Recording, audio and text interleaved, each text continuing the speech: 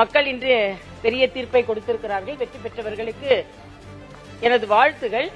அதே நேரத்தில் இந்த தோல்வியெல்லாம் எங்களது மக்கள் பணியை எந்த விதத்திலும் பாதிக்காது. மக்களுக்காக எங்களது பணி என்றுமே தொடரும்.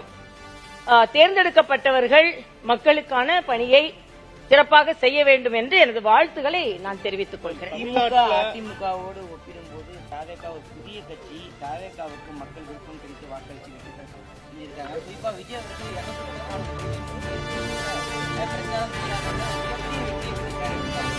மக்கள் நம்பிக்கை வைத்திருக்கிறார்கள். அந்த நம்பிக்கையே நான் ஒன்றும் விமர்சனம் செய்ய விரும்பவில்லை. நம்பிக்கை வைத்து வாக்களித்திருக்கிறார்கள். அந்த நம்பிக்கையை அவர் காப்பாற்றுவார் என்ற எண்ணம் எனக்கு இருக்கிறது. அதே நேரத்தில் தோல்வியடைந்த அரசியல் கட்சிகள், வேட்பாளர்கள் யாரும் கவலை அடைய வேண்டாம். இது அரசியலில் சில பேர் வெற்றி பெறலாம், சில பேர் தோற்கலாம்.